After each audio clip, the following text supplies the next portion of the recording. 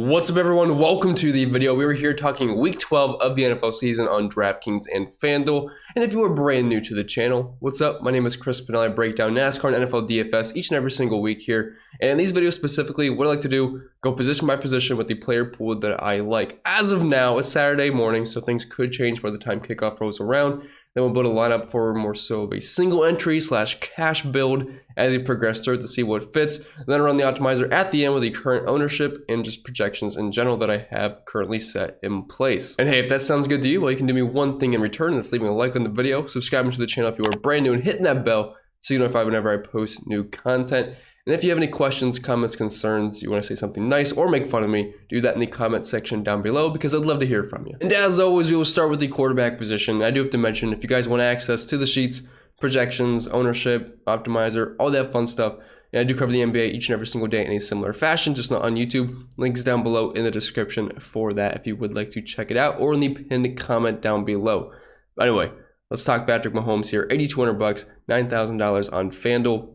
The most expensive quarterback, I believe, but either way, definitely should be. The guy's been absolutely incredible this year. There's a reason he's more than likely going to win MVP unless his arm falls off at some point. I think his odds were at like plus 200 a couple weeks ago. Now he's like minus 120, at least the last time I looked. That could have changed a little bit, but the guy's been a machine, and unless something absolutely awful happens to him, I can't see how he doesn't win MVP this year. The Chiefs are rolling.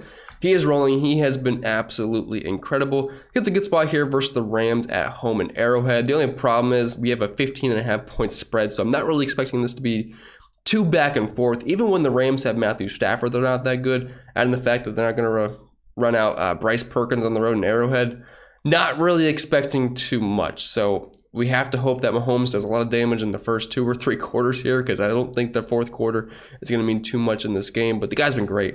330 passing yards, 3 passing touchdowns per game, even throwing a little bit of rushing upside. We had that one game where he had over 60 rushing yards, averaging 24 in the season. He's not Lamar Jackson or Josh Allen or anything, but he can offer a little bit of rushing upside. He's athletic enough to do that. And the Rams are 26 DVA versus the pass.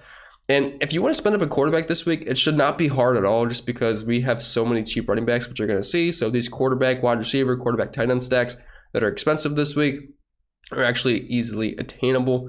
Then we have Justin Herbert, $7,000. I think he's a fine tournament play, going to be without Mike Williams, which does suck. As soon as he returned, made a nice catch, and then instantly just died. This sucks. But Joshua Palmer's been great in his as a replacement for him. I believe he's like wide receiver.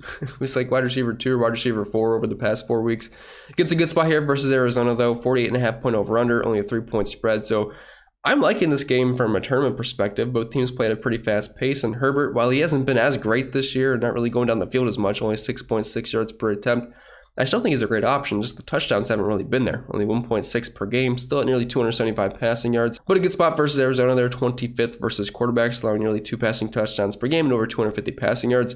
Fine tournament option for me, but I would not play Herbert in cash. Tua, $6,900. I think you could play him in cash games. The only problem here is it's similar to Patrick Mahomes, where this game's probably not going to be too back and forth versus Houston. They're also playing at home, and they're 2 touchdown favorites, but a 30.25 implied team total, 46.5 point over under. It's just the problem is there's not really any run back options here unless you want to use like a Nico Collins or a Brandon Cooks or a Dameon Pierce. The Dolphins defense is not very good. It's just the Houston offense is so bad. I don't really think you have to roster a run back here. You just kind of have to hope that, you know, Tua and the Dolphins offense puts up 40 points here, but I can't imagine the fourth quarter is going to be very competitive, which is the only concern. But obviously, Tua has been great this year. He's like second in the MVP race as far as the Vegas odds are concerned. 285 passing yards per game, 2.25 touchdowns, 9.1 yards per attempt, which I love, and an 80% completion percentage. And it's very easy to stack with Tua. You roster Tyreek Hill and you roster Jalen Waddle, and that's where the ball goes really the entire time. And while the Houston defense is not as bad versus the pass as they are versus the run, they're actually 4th in fewest points allowed per game to the quarterback position.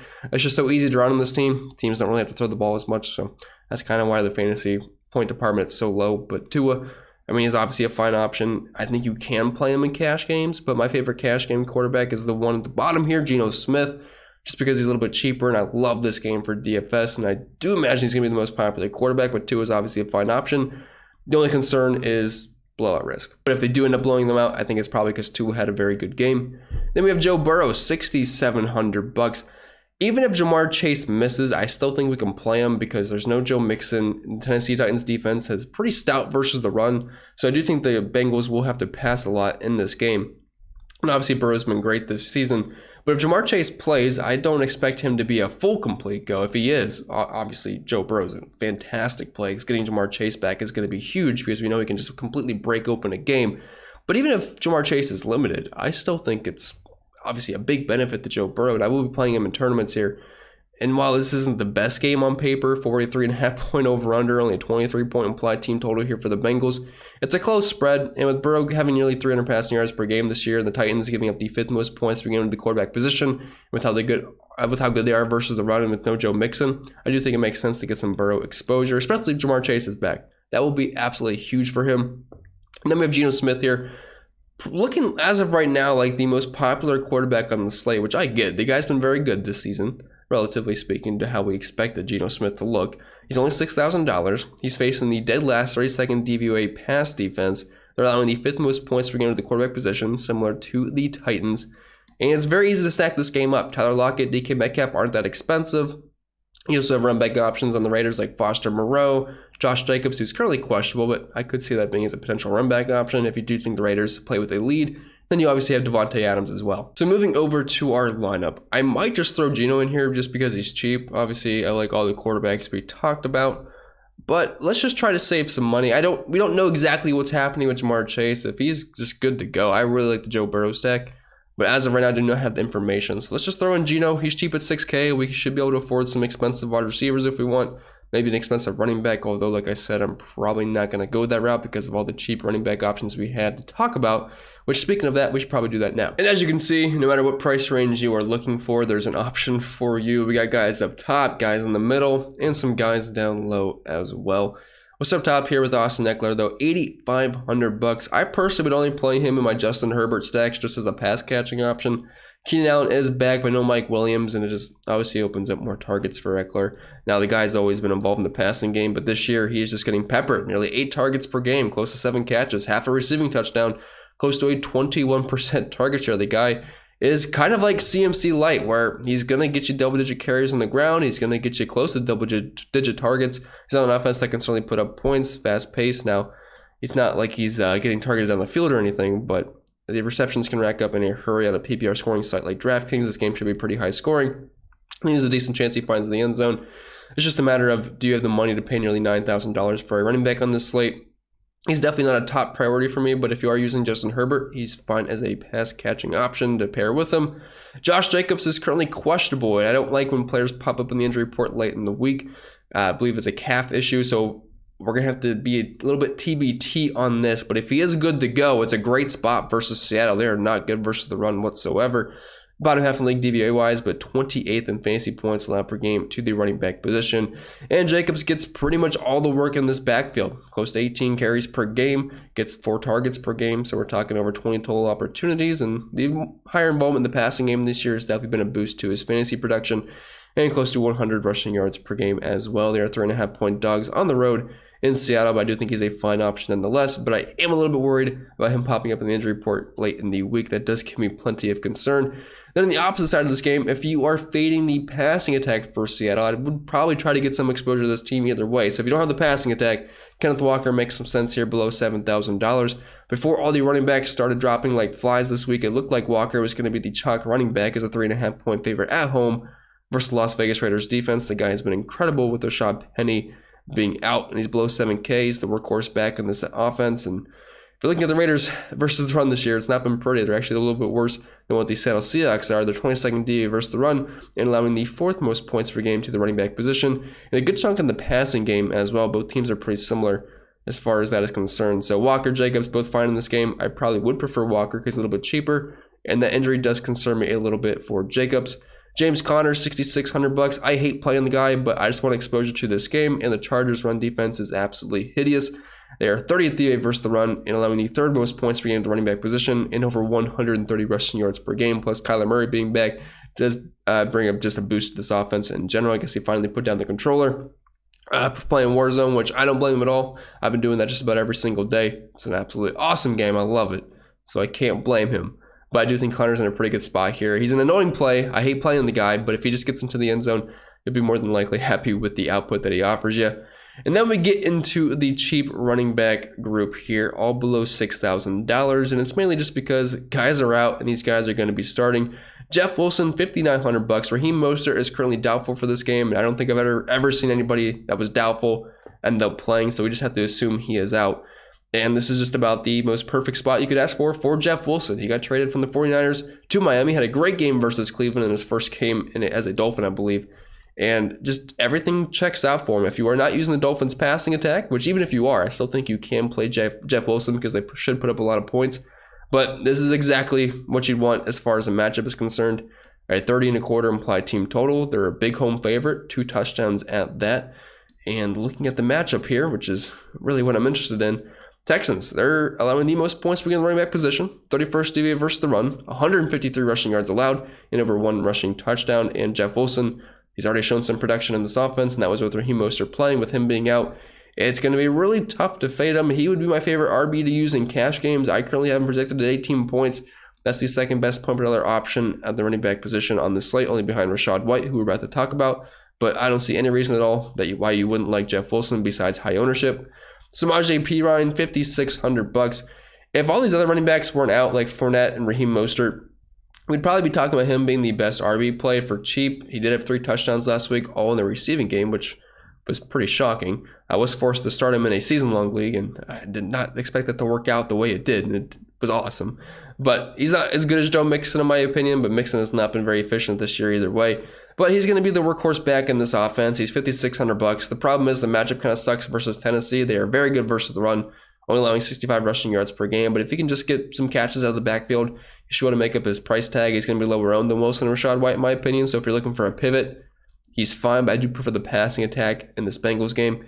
But just from a volume standpoint, $5,600, he's definitely in play. Then Rachaad White, $5,100. Him and Jeff Wilson should be the chalk running backs this week. Both get absolutely amazing matchups. Really the best matchups you can ask for. 32nd DVA versus the run the Cleveland Browns are. And they're allowing the second most points per game to the running back position. Leonard Fournette is doubtful. And like I said, don't really expect anyone to be doubtful to end up playing. And I mean, if you're going to be the 3 down, I mean, regardless, you're going to see somebody else get rotated in a bit. But he's going to be the main role here. And Tom Brady loves his checkdowns. And the Browns defense is an absolutely incredible spot. And Rachaad White, $5,100, the rookie. He's definitely going to be in play. He's going to be more than likely him and Jeff Wilson, the most popular running backs on the slate. I'm going to have a very tough time fading them at their price points because the matchup's good, the volume's going to be good, and just everything sets up perfectly for them. And then we have Latavius Murray at $5,000 if you're looking for a pivot off of Rachaad White. The Broncos did waive Melvin Gordon. Obviously, Javonte Williams is dead. So he's going to be the main back here. It's a good spot versus the Panthers. I don't think he offers the pass catching upside as some of these other guys do, but they are 26th in fantasy points allowed per game, the running back position, 23rd DVA versus the run. If he falls into the end zone, that's all we're kind of hoping for at $5,000, but I don't think he's as good of a play as Rachaad White and Jeff Wilson, and I'd probably have him below Samaje Perine as well. Getting back over to our lineup, I think I'm just going to plug in the 2 just obvious running backs here. So we're going to start with Jeff Wilson at $5,900. Just really tough to fade the guy. I mean, it's such a good spot versus Houston. The same can be said for Rachaad White. $5,100 with no Leonard Fournette. It's just, they're so cheap. And as you can see, after plugging in our quarterback, our 2 running backs to start, we still have $5,500 left per player, factoring in a cheap defense and probably a cheap tight end. We can pretty much do whatever we want with our lineup, which should be pretty fun. And moving on to our pass catchers, as I always say, instead of just getting down to individual matchups, it all comes down to what quarterback you're using, your stacks, who's your run back options, and things like that. Obviously, there's fun one-off plays if you're playing cash games, and I can try to tell you guys who I think is fine as one-offs. But if we talk some stacks here, so if we were rostering 2, we're basically forced into using either one of or both of Tyreek Hill and Jalen Waddle. These guys pretty much get all the targets in this offense. Let me pull up the target distributions here. So Tyreek Hill in the season, 30.8% target share. Jalen Waddle's at 21%. Both guys have been absolutely incredible this season. So if you are using Tua, at least use one of these guys, but I am fine with using both. Obviously, if you are stacking up this Seahawks and Raiders game, if you're using Geno, Adams is a fine run back option. Or if you're using Derek Carr for some reason, wouldn't recommend it. But if you are, Adams would be the one guy you definitely have to roster with. But he's looking like a good run back option. And since we are using a Geno Smith stack in the lineup that we are building currently in this video, decent chance Adams could end up making it, although we could go cheap with Foster Moreau as well. DeAndre Hopkins, if you're just looking to get exposure to this game, if you are going with the Justin Herbert stack, he'd be a fine run back option, but in the few games he's played this year, Obviously, he's been a target hog, and with Kyler Murray, the guy's been incredible, owning a 46% market share of the team's air yards so far this season. We already hit on Waddle. He's paired with Tua for the most part. Wouldn't really play him as a one-off. T. Higgins, if you are using Joe Burrow and Jamar Chase, happens to not play. $6,900 is a great spot versus Tennessee Titans defense, who is currently 29th versus the wide receiver position. Even if Jamar Chase does play, I don't expect him to be a full on-go. We will see. But Higgins at this price point is definitely in play, especially if you're using Joe Burrow. You have to use one of his pass catchers. And if you are going the Geno Smith route, you have to at least roster one of these guys, in my opinion, DK Metcalf or Tyler Lockett. I am fine with using both.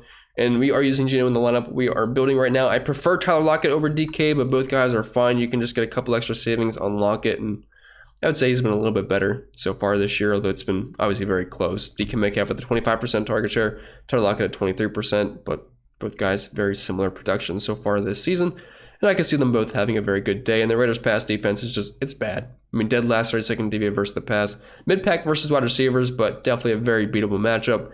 Keenan Allen, he returned, made a big catch last week near the end of the game. No Mike Williams, $6,100. Just another week of getting acclimated. Should be fine here. It's a great spot versus this Arizona pass defense, and this should be one of the more high-scoring games on these slates. So I definitely like getting exposure there, especially if you're using Justin Herbert. Keenan Allen would be the number one option there, and also Joshua Palmer at $5,400 as well. Chris Godwin, $6,000. It looks like the weather's gonna be pretty poor in this game for the passing attack, but Chris Godwin, not really a guy that is used down the field too much anyway. 8 out of 5.8, only a 17% market share of the team's air yards, so I think he should be fine either way.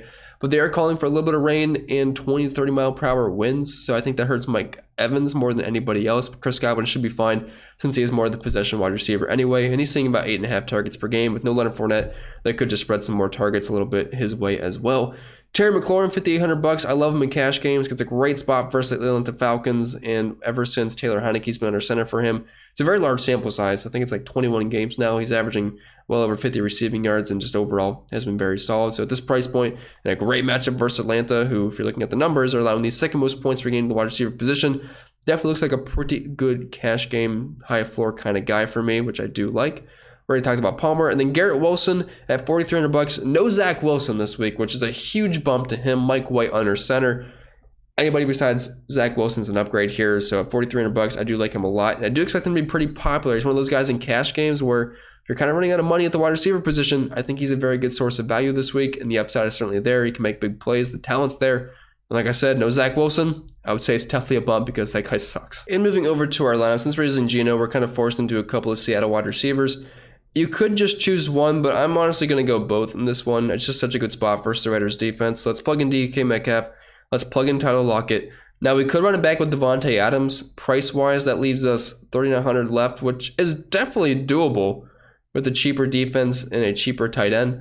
But I'm not going to put it in just yet, although I think it should definitely be something we're able to fit. But I want to see what we kind of are stuck with after we talk about tight ends and defenses. And then we have tight ends here, and we have Travis Kelce and just about everybody else. You can't even lump Mark Andrews in the same stratosphere as Travis Kelce these days. Just no one comes even close.